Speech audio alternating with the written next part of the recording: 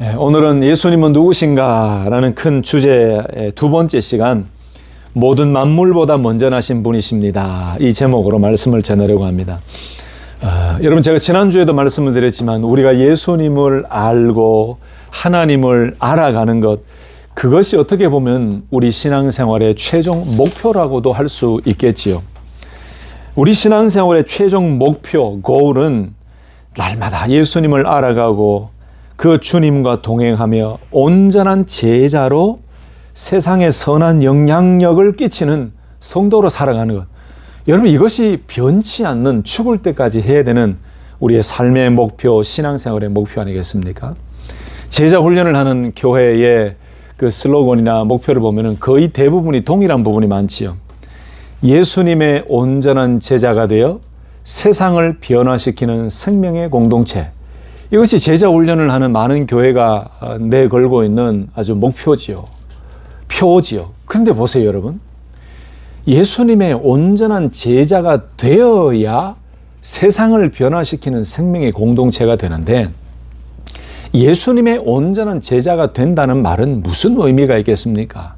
많은 내용이 포함되어 있겠죠. 그런데 예수님의 온전한 제자가 된다는 것은 그 6개월, 1년간의 훈련으로 끝나는 것이 아니고, 그것이 나에게 불이 되어서 죽을 때까지 예수님을, 하나님을 더 깊이 알아가고 알아가는 주님을 더 순종하며 살아간다.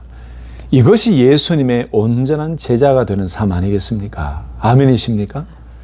예수님이 온전한 제자가 되어 세상을 변화시키는 생명의 공동체라고 하는데, 예수님의 온전한 제자가 되기 위한 삶의 모습을 하지 않고 어떻게 생명의 이 공동체가 되겠습니까? 세상을 변화시키는 생명의 공동체가 되겠습니까? 그러므로 여러분, 저와 여러분들은 늘 하나님이 우리를 부르실 때까지 해야 되는 일은 어떤 일보다도 늘 예수님을 알아가고 하나님을 알아가는 삶이라는 것을 꼭 기억하시고, 늘 주님을 알아가는 그 기쁨을 맛보는 우리 믿음의 성도님들 되시기를 예수님의 이름으로 축복합니다. 지난 주간에 말씀을 준비하면서 이런 걱정이 생기더라고요. 만약에 제가 하나님이 부르시는 그때가 되어서 이제 가족들과 작별해야 될 시간이 되었다, 이 생각이 들어요. 가정입니다. 근데 그때 내가 이렇게 누워서 하나님의 부르심과 이제 하나님의 품에 안겨야겠다는 그 깨달음이 있고, 이제 떠나야 된다는, 마치 바울이 내가 전제와 같이 다 부어지고 떠날 시각이 가까웠도다 라고 했던 것처럼, 그 순간에 되었을 때 내가 이렇게 눈을 감고 아내와 자녀들에게, 혹은 그때 내 옆에 있는 많은 믿음의 동역자들이 있다면은 내가 뭐라고 말하고 이 땅을 떠나는 것이 가장 영향력 있는 모습일까? 이 생각이 지난 주간에 드는 거예요. 제가 장례를 참 많이 집례를 했지 않습니까? 결혼식도 많이 주례를 하는데, 오래전에 제가 몇 번 말씀드렸지만 제가 굉장히 황당하고 너무 놀랄 때가 있었어요. 이제 하나님 부르심을 곧 앞두고 임종 예배를 드리러 갑니다. 근데 그분께 마지막으로 제가 이렇게 질문을 하지요. 권사님, 집사님, 장로님, 성도님, 예수님이 지금 함께 계시고 하나님 꼭 붙들고 계시는 것 확신하시지요? 영원한 천국이 준비되어 있는 거 아시지요? 그 하나님 나라 소망하고 계시죠? 근데 꼭 몇 분이 모르겠어요 이러니까 제가 막 너무 당황스러운 거예요. 하나님이 살아계시고 천국으로 가실 것을 확신하시죠? 라고 하는데 잘 모르겠어요. 이게 육신이 약해지니까 마음도 약해지고 영도 약해졌기 때문에 그런 모습이 있을 수 있는데, 그런 걱정이 드는 거예요. 제가 뭐 그렇게 뭐 된다는 그런 확신이 있는 건 아니고, 그냥 신앙생활을 잘해야겠다. 수십 년 신앙생활하고 이 땅을 떠날 때 예수님이 누구신지 잘 몰라서 떠나면서 가족들에게, 자녀들에게, 앉아있는 믿음의 동역자들에게 예수님에 대해서 이야기를 제대로 하지 못하고 이 세상을 떠난다? 정말 안타까운 인생 같아요. 그래서 저와 여러분들, 그리고 특별히 오늘 부탁드리고 싶은 말씀 뭐냐? 무엇보다도 봉사하고 열심히 헌신하는 것도 좋은데, 모든 그리스도인들이 해야 될 일은 늘 예수님을 더 깊이 알아가야 된다는 사실입니다. 할렐루야. 그게 성도들이 해야 될 일이에요. 아무리 열심히 연신하고 아무리 1인 4역, 5역, 6가지, 7가지, 8가지 일하면서 바쁘게 움직여도 예수님에 대해서 모르고 하나님에 대해서 모르면 그게 다 나중에는 에너지 소비와 그냥 노동으로만 끝날 수가 있어요. 다시 한번 여러분들을 축복합니다. 신앙생활하면 할수록, 그리고 매일매일 신앙생활 하시면서 말씀을 묵상하시면서 말씀을 통해, 예배를 통해, 개인의 삶을 통해, 기도를 통해, 어떤 일들이든지 환경을 통해 주님을 알아가고 하나님을 더 깊이 알아가는 은혜가 우리 온 성도님들 가운데 있기를 다시 한 번 더 예수님의 이름으로 축복합니다. 여러분, 그래서 우리가 15절부터 나오는 바울이 이야기하고 있는 기독론, 예수님이 어떤 분이신가에 대해서 가르치고 있는 이 메시지를 우리는 잘 듣고 배울 필요가 있어요. 여러분, 신앙생활하고 하나님을 알아갈 때 너무 편하게 신앙생활하려고 하면은 예수님을 깊이 깨닫지 못합니다.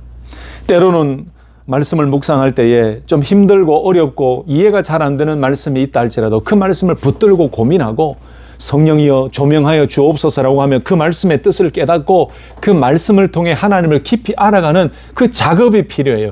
그 신앙의 작업, 말씀의 훈련의 작업이 번복되어지고 거듭되어질 때 우리는 더 하나님을 알 수가 있고 더 예수님을 알 수가 있는 거예요.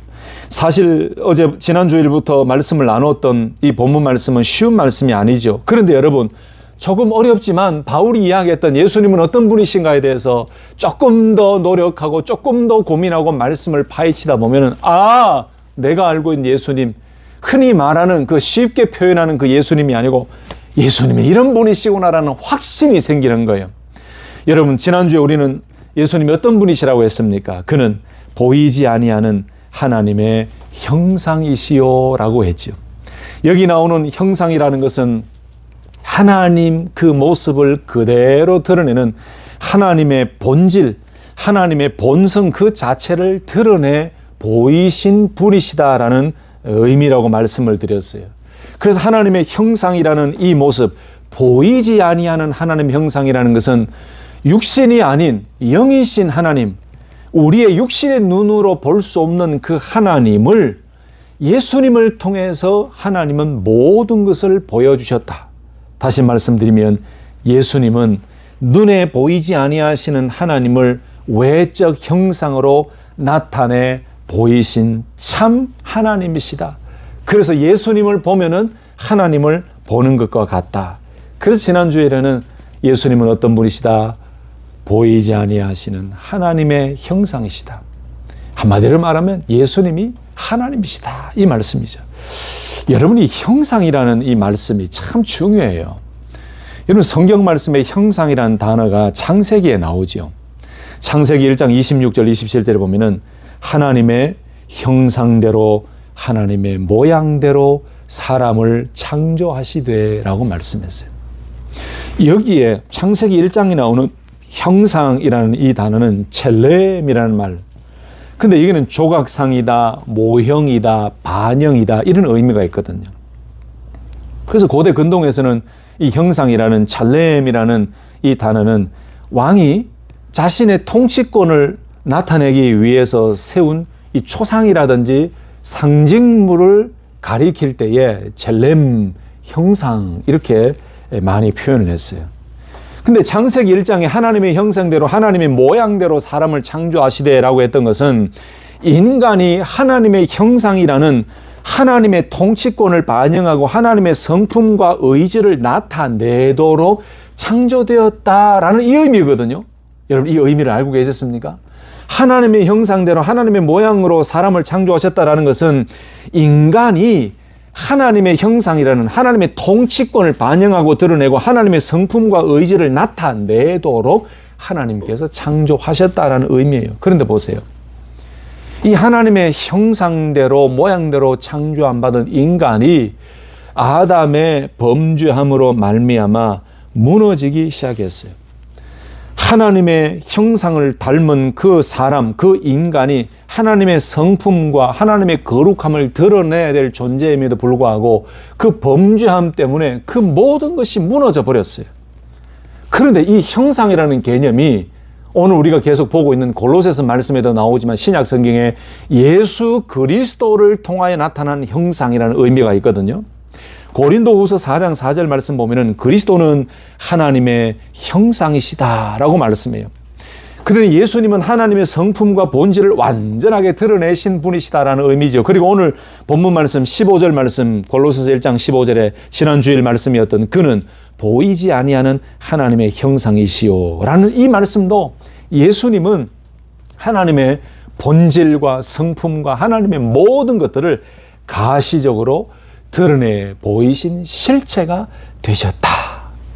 하나님의 본질을 드러내 보이셨다 이 말씀이죠. 여러분 그러므로 보세요. 구약의 창세기에 나타났던 하나님의 형상, 하나님의 모양이라는 이 말씀에 문제가 생겼지요. 범죄함으로 우리를 통해 드러나야 될 하나님의 모습에 문제가 생겼습니다. 그런데 예수님의 탄생을 통해 그 예수님이 보이지 아니하는 하나님의 형상으로 이 땅에 탄생하시며 그 예수님이 하나님이심을 보여주고 그 예수 그리스도를 믿는 자들이 이제는 하나님의 형상으로 회복되어져 가는 것, 그리고 하나님의 형상을 회복하며 살아가야 될 거룩한 존재임을 깨닫게 하신 것, 그것이 보이지 아니하시는 하나님의 형상 되시는 예수 그리스도를 통해 우리가 깨닫고 새롭게 정립해야 될 거룩한 일들로 우리에게 주어졌다는 사실입니다. 사랑하는 성도 여러분, 보이지 않는 하나님의 형상이신 예수 그리스도를 우리가 믿었다는 것은 우리가 하나님의 형상대로 지음받은 존재로 회복이 되어지고, 그리고 예수 그리스도를 믿음으로 그 하나님의 본질을 육신 안에 담아 보여주신 그 예수님을 믿고 순종함으로 우리를 통하여 하나님의 하나님 되심과 하나님의 살아계심이 증거되도록 그렇게 살아가고 회복시키고 화목케 하고 또 놀라운 회복의 은혜의 삶을 살아가야 된다는 사실을 기억하시고, 그 형상의 회복의 귀한 사명을 우리가 가지고 있다는 사실, 이 사실로 믿음으로 당당하게 살아가는 우리 귀한 성도님들 되시기를 예수님의 이름으로 축복합니다. 지난 주일 말씀의 반복이었지만은 지난 주일에 제가 조금 빠뜨렸던 부분을 추가해서 한번 복습을 해봤어요. 자, 그러면 오늘 두 번째 말씀 보실까요? 같은 골로새서 1장 15절 말씀이지만 그 하반절 말씀 보니까 예수님이 어떤 분이시라고 말씀합니까? 모든 피조물보다 먼저 나신 이시다라고 말씀해요. 모든 피조물보다 먼저 나신 분, 먼저 계신 분이시다라는 말씀이죠. 근데 여러분 여기에 먼저 나신 자다, 모든 피조물, 그건 아시죠? 모든 창조된 그 피조물, 그 모든 피조물보다 먼저 나신 자다, 먼저 나셨다라는 이 의미는 두 가지 의미가 있습니다. 시간적인 의미가 있고 지위와 위상과 계급의 의미가 있어요. 그리고 구약 성경에는 특별히 성경에 보면은 이 먼저 나셨다라는, 먼저 나신 자라는 의미를 구약 성경에 특별히 보면 장자라는 의미로도 표현을 했습니다. 쉽게 말해서 바울이 왜 골로새 교회 성도들에게 예수님에 대해서 소개하면서 모든 피조물보다 먼저 나신 분이십니다 라고 했을까요? 예수님은 가장 뛰어나신 분이십니다. 시간적으로, 공간적으로, 지위나 계급이나 그 모든 위상에 있어서 예수님은 가장 뛰어난 분이십니다라는 의미가 먼저 나신 분이시다라는 이 의미에 담겨져 있어요. 이런 먼저 나신 자라는 이 표현이 신약 성경 여러 군데 나오죠. 오늘 15절 말씀에도 또 18절 말씀에도 로마서 8장 말씀에도 히브리서 1장 6절 말씀에도 요한계시록 1장 말씀에도 보면은 먼저 나신 자 이런 의미가 나오는데, 아까 말씀드렸던 시간적으로 우리 인간이나 모든 피조물들이 창조되기 이전부터 예수님은 계신 분이시다라는 의미예요. 그리고 그 위치와 위상 등급으로 볼 때는 어떤 것과도 비교할 수 없는 뛰어난 분이시고 우월한 분이시다. 오직 예수님만이 하나님의 아들이 되시고 만유의 주가 되신다라는 그 의미예요. 여러분, 바울이 이 의미로 이 이야기를 했다는 것은 참 지혜로운 것 같아요. 왜냐하면 그 당시에 골로새 교회에 들어와 있던 많은 이단들과 많은 이방 종교들, 철학 사상들 중에 특별히 그 이단 중에, 수많은 이단 중에 영향력이 가장 컸던 이단이 어떤 이단이라고 그랬습니까? 영지주의 이단이라고 그랬죠. 영은 거룩한 것이고 육신은 악한 것이다 그래가지고, 그래서 이 육신과 영을 너무 분리를 해요. 그래서 그들이 이야기하는, 그들이 말하는 그 영의 지식, 그 지적인 영적인 지식을 가지고 있어야만 구원을 얻고 대단한 신앙의 레벨에 올라가 있는 사람으로 생각하고 육신을 굉장히 터부시했어요. 그래서 그 영지주의 이단을 통해서 생겨났던 것이 뭐냐면 지나친 금욕주의가 생겨진 거예요. 그러니까 하나님께서 우리에게 허락해 주신 그런 기본적인 욕구나 기본적인 것조차도 그걸 부정시하고 영지주의, 영은 거룩한 것이다, 그 영의 지식은 거룩한 것이다 라고 하다 보니 거기에서 무엇이 생겨졌냐 하면은 예수님도 육신적으로만 이 땅에 태어난 사람이다. 예수님은 육신적으로 이 땅에 태어난 사람이고 참 하나님이 아니시다라는 이상한 사상이 교회 안으로 들어오게 돼요. 그러니 바울이 그 소식을 듣고 난 이후에 아하, 큰일 났구나. 우리 성도들이 믿고 있는 예수님은 그런 존재가 아닌데, 15절 앞에 보이지 아니하는 하나님 형상이라는 의미처럼 예수님께서 육신을 가지고 이 땅에 탄생하셨지만 참 사람, 참 인간으로 오셨지만 보이지 아니하시는 하나님의 그 성품과 하나님의 존재 그 자체를 보여주신 참 하나님으로 이 땅에 오셨는데, 많은 이단들은 예수님이 단지 육신으로만 이 땅에 왔다라는 것을 인정하고 다른 것은 부정하니까 하나님 되심과 메시아 되심과 이 모든 것들을 부정해요. 거기에서 바울이 골로새 교회 성도들에게 바른 지식을 전하기 위해서 오늘과 같이 모든 피조물보다, 모든 창조물보다 먼저 나신 분이십니다. 온 우주 만물이 창조되기 이전부터 주님은 계셨고 하나님의 창조사에게 동참하셨고, 그리고 예수님은 그 이단들이 이야기하는 천사를 숭배하고 그리고 모세나 어떤 그런 지도자를 놓고 그분들이 최고라고 이야기할 때 예수님은 히브리서 기자가 얘기했던 것처럼 천사보다도 뛰어나고 모세보다도 뛰어나신, 어떠한 위치나 어떤 등급보다도 뛰어나신 우월하신 참 하나님이 되십니다. 절대로 천사를 믿고 따라가거나 숭배해서는 안 됩니다. 바로 예수님만이 모든 피조물보다 먼저 나신 분이십니다. 이 사실을 바울이 강조하고 싶었던 거지요. 그러니까 예수님은 예수님의 아버지 되시는 하나님의 대리인이고 상속인이 되는 거죠. 여러분, 대리인과 상속인은 아버지께서 맡겨주신 모든 경영권을 가지고 있어요. 그러니 예수님은 하나님의 권속들, 우리 믿음의 모든 성도들, 그리고 모든 창조물들에 대한 경영권을 누가 가지고 계시냐? 예수님이 가지고 계신다라는 사실을 오늘 이 말씀 속에 모든 피조물보다 먼저 나신 분이십니다라는 말씀 속에 그 의미를 담아두었다는 것입니다. 제가 설명을 준비하고 했지만은 좀 어렵게 느껴지죠.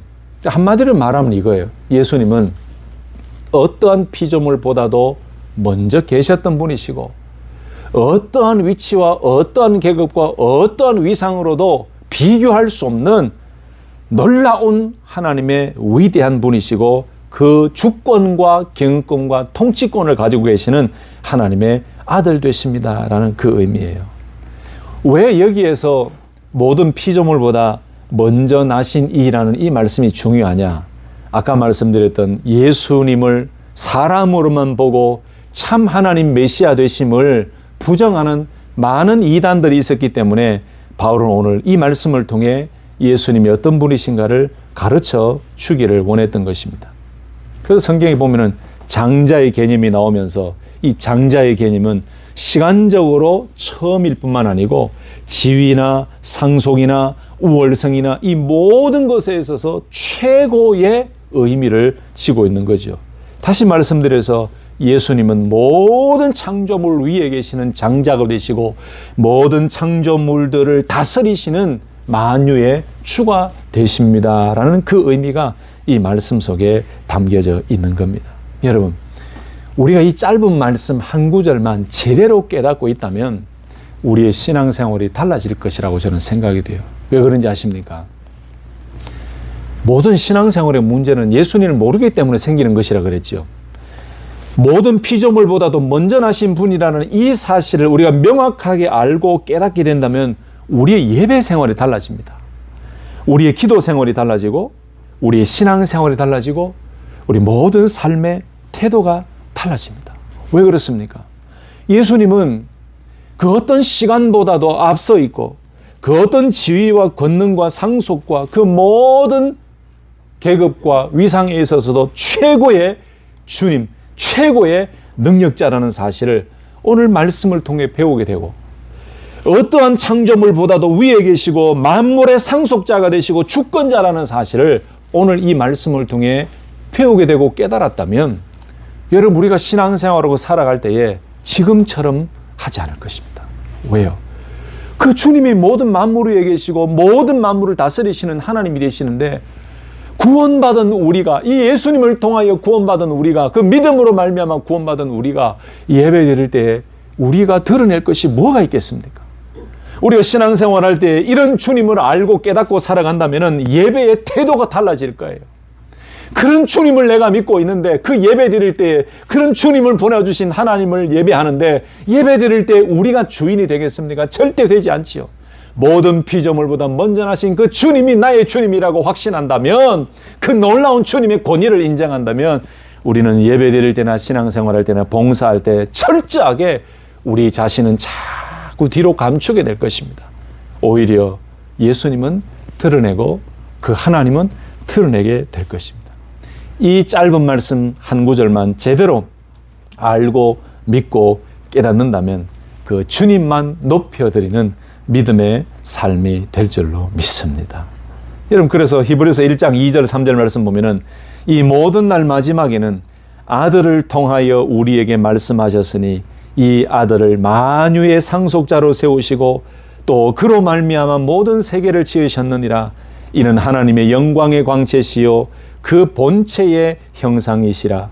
그의 능력의 말씀으로 만물을 붙드시며 죄를 정결하게 하는 일을 하시고 높은 곳에 계신 지극히 크신 이의 우편에 앉으셨느니라 라고 말씀했어요. 바로 예수님은 창조의 주권자가 되시고 그리고 모든 창조물보다 앞서서 계셨던 분이시고 모든 창조사에게 함께 하셨던 분이시다라는 사실이죠. 요한복음 1장 1절에서 3절 말씀 보시면 태초에 말씀이 계시니라. 이 말씀이 하나님과 함께 계셨으니 이 말씀은 곧 하나님이시니라. 그가 태초에 하나님과 함께 계셨고 만물이 그로 말미암아 지은 바 되었으니 지은 것이 하나도 그가 없이는 된 것이 없느니라. 다음 주에 볼 이 16절 17절 말씀에도 이어지는 말씀인데 모든 만물을 지으신 그 주님을 오늘 요한복음 1장에서도 우리는 발견하게 되는 것이죠. 계시록 3장 14절에 보세요. 라우디게아 교회 사자에게 편지하라. 아멘이시오 충성되고 참된 증인이시오 하나님의 창조의 근본이시니가 이르시되. 하나님의 창조의 근본이시니가 이르시되. 예수님은 모든 피조물보다 먼저 나신 분이라는 이 의미가 이전에 아리우스주의라는 이단이 있었거든요. 이 아리우스주의 이단은 예수님을 단지 피조물로만 봤어요. 그래서 이 피조물의 일부다라고 주장했던 이단이 아리우스주의예요. 그런데 하나님의 창조의 근본이신 이가 이르시되라는 계시록 3장 말씀하고 오늘 골로새서 1장 15절 말씀이 모든 피조물보다 먼저 나신 이라는 이 말씀 속에 담겨져 있는 것은 예수님이 피조물의 일부라는 그 의미가 아니에요. 예수님이 이 땅에 탄생하신 육신의 몸을 입고 오신 그 모습은 있지만 참 사람으로 오셨지만 예수님은 하나님 자체가 되시는 것이고 그 모든 원천이 되고 하나님의 주권이 되는 것이다. 하나님의 창조의 근본이신 분이시다. 그러니까 이 아리우스주의는 예수님의 하나님 되심과 메시아 되심과 참 신이 되심을 인정하지 않았죠. 예수님도 우리와 같이 똑같이 육신 입고 온 사람으로 끝나버리는 거예요. 여러분 요즘 이런 이단들이 얼마나 많은지 아십니까? 우리가 믿을 때에 참 하나님 되신 예수님, 참 인간 되신 예수님 이 두 가지를 믿고 있어야 죄 사함, 속죄, 십자가에서 피 흘리시면서 우리의 죄를 대신 짊어지신 대속 제물의 의미가 이루어지고 그게 완성이 되는 거예요. 그런데 이 둘 중에 어느 하나를 우리가 부정해버리면 이건 성경적인 예수님을 믿는 것이 아니게 된다는 말씀이죠. 그러니 여러분 보십시오. 이 많은 이단들과 이 많은 세상의 현대의 이단들도 보십시오. 예수님을 단지 창조물로 이 땅에 육신으로만 입고 온 그리고 이 수천 년 전에 성인 군자 중에 한 명으로만 생각하던 그 모든 것들은 오늘 우리가 읽었던 이 말씀하고는 완전히 반대되는 그 의미지요. 그런데 오늘 이 말씀만 제대로 알고 있으면요, 우리는 절대로 그 모든 유혹에 넘어지지 않을 수가 있습니다. 우리 개혁주의 신학자들 중에 칼빈 잘 아시죠? 칼빈 주석에 보면은 이 15절 말씀을 이렇게 해석을 했습니다. 장자는 우월한 명예와 주권을 뜻합니다. 바울은 그리스도가 만물의 주권적 상속자이자 창조자임을 밝힘으로써 피조물과 본질적으로 구별되심을 선언합니다. 라고 설명했어요. 그 벨직 신앙고백서 10조에 보면은 아들은 영원부터 성부와 동일 본질이시며 만물이 그로 말미암아 창조되었습니다. 먼저 나심은 영원한 성자의 신성과 창조주로서의 권능을 드러냅니다. 이렇게 고백해요. 우리가 또 믿고 따르고 있는 웨스트민스터 신앙고백 2장을 보시면 삼위 하나님은 한 본질, 권능, 영원이십니다. 성자는 영원히 성부에게서 나셨습니다. 따라서 먼저 나심은 시간의 시작이 아니라 영원한 관계적 기원, 성자의 영원 발출과 주권적 우월성을 함께 시사합니다. 그 외에 많은 신학자들의 정의가 있는데 요약하면 이겁니다. 제가 좀 어렵게 이야기했는데 오늘 1장 15절에는 만물 모든 피조물보다 먼저 나신 분이라는 것은 예수님의 선제성, 예수님의 영원성, 예수님의 주권성, 예수님의 우월성, 예수님의 능력성, 예수님의 하나님 되심, 그 사실을 드러낸 말씀이라고 기억하시면 될 것 같습니다. 여러분, 그렇다면 말씀을 정리해 볼게요. 아까도 잠깐 말씀드렸지만 이렇게 모든 피조물보다 먼저 나신 예수 그리스도, 장자가 되신 예수 그리스도, 이 모든 영원하시고 주권성을 가지고 계시는 이 예수 그리스도를 따르는 우리들에게 이 주님을 따를 때 어떠한 삶의 변화의 노력이 있어야 될까요? 여러분, 아까 말씀드렸지만 예배에 우리 하나님 중심, 예수 중심의 예배가 되도록 회복하는 데 노력해야 돼요. 이런 예수님을 제대로 깨닫고 안다면 우리 주일 예배와 일상의 예배 삶 속에서 예수 그리스도 중심성의 예배를 회복하는데 우리가 힘을 써야 돼요. 이런 놀라운 영원하신 하나님, 이 놀라운 창조주 하나님, 이 주님을 우리가 믿고 따른다면 우리는 예수 중심의 예배 생활을 회복해야 될 줄로 믿습니다.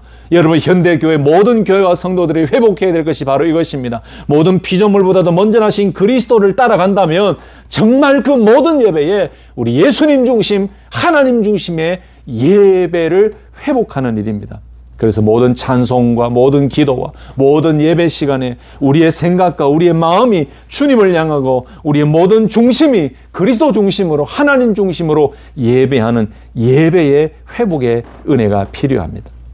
그리고 우리의 살아가는 삶의 정체성이라든지 우리가 직장을 다니든 직업을 가지고 살아가든 무슨 일을 하든 죽게 하듯 하는 그 주님과 함께 동행하고 주님이 우리를 보고 계신다는 그 주님의 시선을 기억하며 살아갈 때 우리의 삶을 통해 그 창조되신 주님을 더 드러낼 수 있게 되는 거지요.